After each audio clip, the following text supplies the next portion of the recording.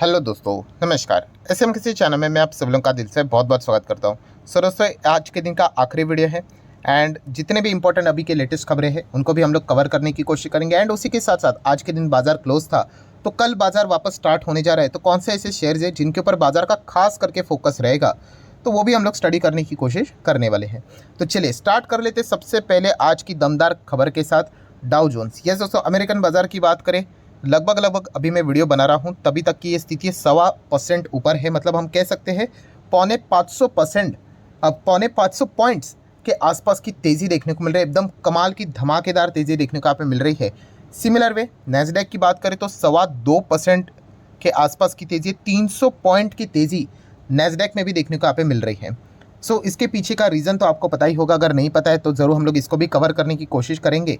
सो आप देख सकते हैं हमारे जो एडीआर है, इन्फोसिस 2.25% ऊपर, आईसीआईसीआई बैंक 1.25% ऊपर, एचडीएफसी बैंक 2.25% की जंप, विप्रो एडीआर की बात करें तो 1.5% के आसपास की तेज़ी, एंड डॉक्टर रेड्डीज 0.5% के आसपास तेज़ देखने को यहाँ पे मिल रहा है। सो बहुत ही शानदार हमारे एडीआर में भी देखने को मिल रहा है। एंड जब भी अमेरिकन बाजार इस प्रकार का परफॉर्मेंस दिखाता है तो कल के दिन हमारे बाजार में भी हम कह सकते हैं कि एक बहुत ही शानदार गैप अप हम लोग को देखने को मिल सकता है। इसकी उम्मीद बहुत ज़्यादा है। मैं अगेन कह रहा हूँ, ये कोई फॉर्मूला तो नहीं होता है, बट फिर भी हम ज़रूर यहाँ पे कह सकते हैं बहुत ही तगड़ी तेज़ी अमेरिकन बाजार में देखने को मिल रही है। तो क्या ये तेज़ी कल हमारे बाजार में भी कन्वे होगी, ये एक देखने वाली बात ज़रूर रहेगी। अभी आ जाते सबसे इंपॉर्टेंट चीज़ की ओर कि भाई अमेरिकन बाजार इतना तेज़ क्यों है।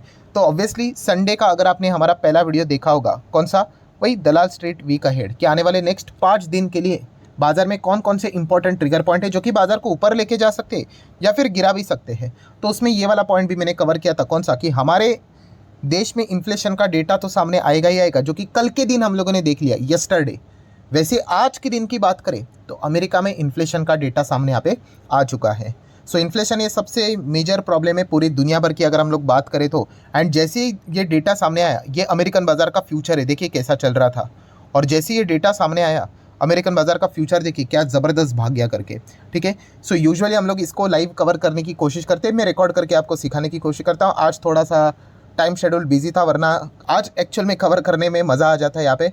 बट चलिए कोई बात नहीं, आगे भविष्य में ज़रूर वापस हम लोग इसको कभी ना कभी कवर करने की कोशिश करेंगे। मतलब बताने का मकसद क्या है कि जैसे ये डेटा आया, क्या ज़बरदस्त रॉकेट की तरह स्टॉक हम लोग को, मतलब मार्केट यहाँ पे भागते हुए देखने को मिला। ऑब्वियसली अगर ये डेटा विपरीत आ जाता तो वैसी पिटाई भी यहाँ पे हो जाती है। सो चलिए फॉर्मेलिटी कर लेते हैं, क्या आया डेटा है तो इसके ऊपर आप देख सकते हो चीज़ें।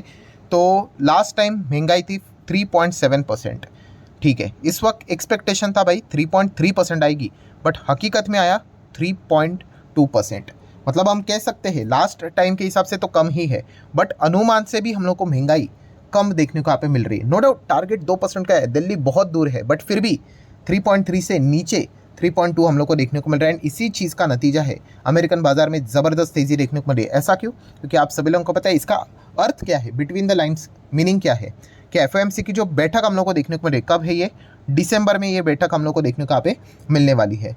तो उसमें अगर देखा गया तो शायद से हम एक्सपेक्ट कर ले कि वापस रेट हाइक ना हो करके। मैं रेट कट के तो सपने देख ही नहीं रहा हूँ, रेट कट के लिए तो भाई 2% के करीब आपको जाना पड़ेगा, बट रेट हाइक इस एफओएमसी की बैठक में भी नहीं होगा, इसका अनुमान बहुत स्ट्रांग हो चुका है, ये हम ऐसा बोल सकते हैं। बट क्या इसकी गारंटी है? अरे गारंटी ऐसा कुछ नहीं होता है। क्यों? क्योंकि बहुत सारा डेटा उसके पहले भी कुछ कुछ चीज़ें आती रहेंगी। जैसे कि अगर मैं बात करूँ तो जॉबलेस क्लेम का डेटा सामने आएगा, वो देखना पड़ेगा कि क्या लोगों को नौकरियां मिल रही या फिर लोग नौकरियां खो रहे करके।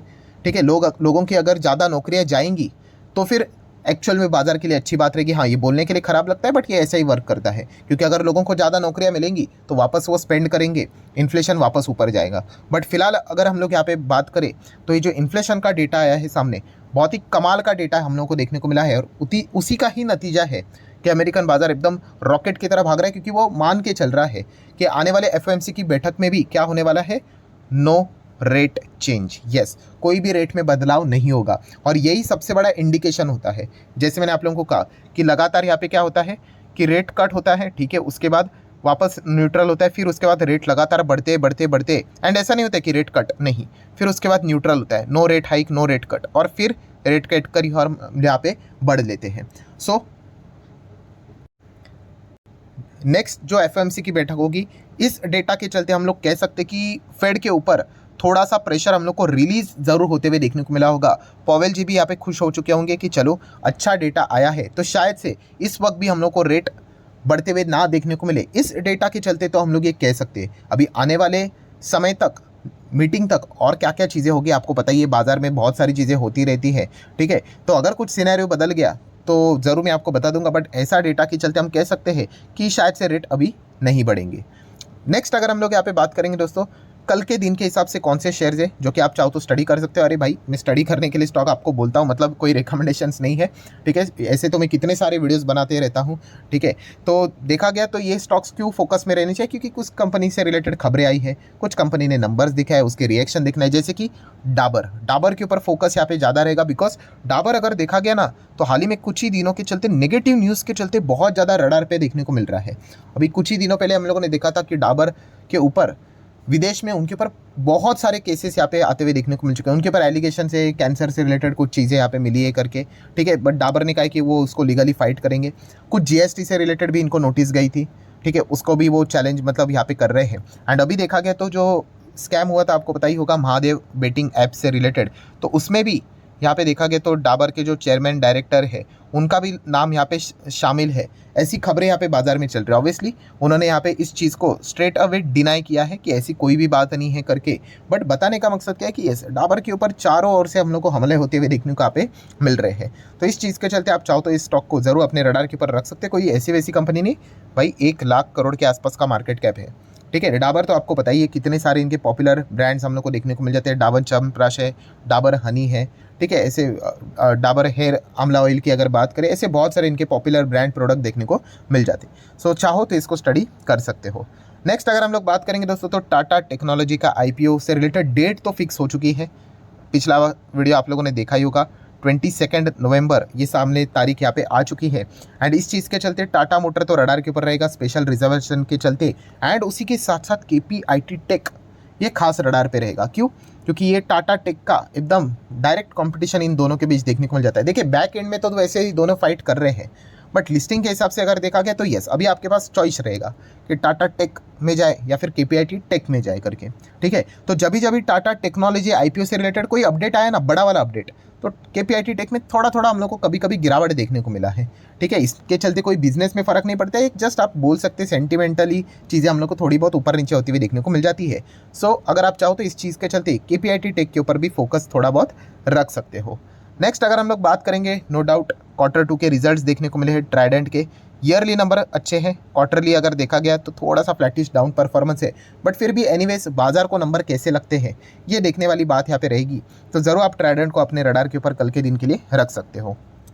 सिमिलर वे इथॉस के नंबर सामने यहाँ पे आ चुके, छोटी कंपनी है एंड नंबर्स अगर देखा गया तो नंबर तो अच्छे हैं, बट यस जैसे मैंने कहा छोटे कंपनी में एक सबसे बड़ा डिसएडवांटेज होता है कि इसमें बड़े प्लेयर, मतलब किसी के पास बड़ी क्वांटिटी होगी, उसको नंबर कैसे लगते हैं वो भी मायने रखता है। अगर उन्होंने माल बेच दिया, ठीक है, तो स्टॉक एकदम रपारप हम लोग को गिरते हुए देखने को यहाँ पे मिल जाते हैं। ऐसे बहुत बार हुआ है, इसीलिए छोटे कंपनीज में जाना ये बहुत ज़्यादा रिस्की भी होता है। बट ओवरऑल परफॉर्मेंस की बात करें, ईयरली तो एकदम ताबड़तोड़ नंबर है एंड क्वार्टरली भी देखा गया तो अच्छा फ्लैटिश, थोड़ा सा अपसाइड भी हम लोग को देखने को यहाँ पे मिल रहा है।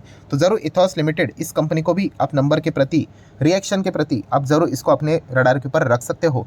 देन दोस्तों हम लोग यहाँ पे बात करेंगे, आज की दिन तो छुट्टी थी, बट यस्टरडे की बात करें, कुछ कंपनीज ने बाजार को ज़बरदस्त परफॉर्मेंस दिखाया था। जैसे कि बीएससी लिमिटेड लगातार भाग ही रहा है, अभी तो बहुत सारे रिटेल इन्वेस्टर इसमें ज़रूर एंट्री करेंगे ही करेंगे। तेज़ी वाले स्टॉक्स खरीदना उनका फेवरेट स्टॉक, मतलब एक कह सकते एक पैरामीटर रहता है। तो क्या कल के दिन भी ये भागेगा? वैसे भी बाजार में भी एक अच्छा पॉजिटिव माहौल देखने को मिल रहा है, तो ऐसे स्टॉक को और फायदा मिलने के चांसेस रहते हैं।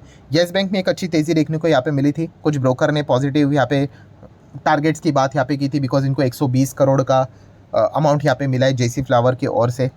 देन अगर देखा गया कैम्प्स ने एक अच्छा परफॉर्मेंस दिखाया था मंडे के दिन, तो क्या ये कंटिन्यू रहेगा परफॉर्मेंस? तो ये देखने के लिए कैम्प्स को आप अपने रडार के ऊपर रख सकते हैं, कंपनी काफ़ी अच्छी है। देन शेयर इंडिया सिक्योरिटीज़, इसने भी कमाल का धमाकेदार परफॉर्मेंस दिखाया था, जिसके चलते 9-9.5% ये भागा था। तो ज़रूर ये सारे स्टॉक्स अगर देखा गया तो कल के दिन हमारे रडार के ऊपर रहेंगे, क्या क्या इनमें ये तेज़ी कंटिन्यू रहेगी।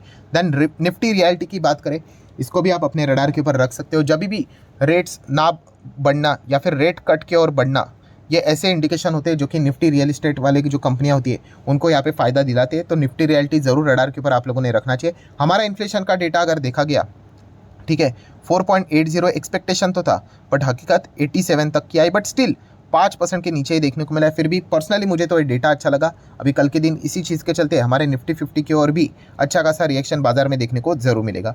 सो ठीक है दोस्तों, जितने भी इंपॉर्टेंट पॉइंट्स थे सारे यहाँ पे मैंने कवर कर लिए हैं। अभी कल के दिन की बात करें, टुमारो, अभी कल तो आपको पता ही है इंडिया की सेमीफाइनल है, तो शायद से वीडियो आने के चांसेस, मतलब आप बोल सकते हैं 90% ना के बराबर है। कल के दिन शायद से कोई भी वीडियो नहीं आएगा, ठीक है, तो ज़्यादा इंतज़ार मत कर लेना। अगर हो सके तो मैं आप लोगों को कम्युनिटी टैब में यहाँ पे बता दूंगा अगर वीडियो आ रहा है कि नहीं, क्योंकि कल मैच है, थोड़ा सा एंजॉय भी यहाँ पे कर लेंगे। एंड प्लस उसी के साथ साथ कल के दिन की बात करें तो फेस्टिवल तो चल ही रहा है दीपावली का, ठीक है, तो वो भी चीज़ यहाँ पे रहने वाली है। सो ठीक है, कल के दिन देख लेते हैं बाजार कैसा रिएक्ट करता है इन खबरों के चलते, एंड इन शेयर्स में क्या रिएक्शन देखने को मिलता है, ये भी एक देखने वाली बात ज़रूर होगी। सो मिलते हैं, अभी कल शायद से नहीं तो परसों यहाँ पे मिल जाएंगे। सो वीडियो अच्छा लगा होगा तो चाहो तो आप इसको लाइक एंड शेयर भी कर सकते हो। सो इस वीडियो को यहीं पे मैं रोकना चाहूँगा।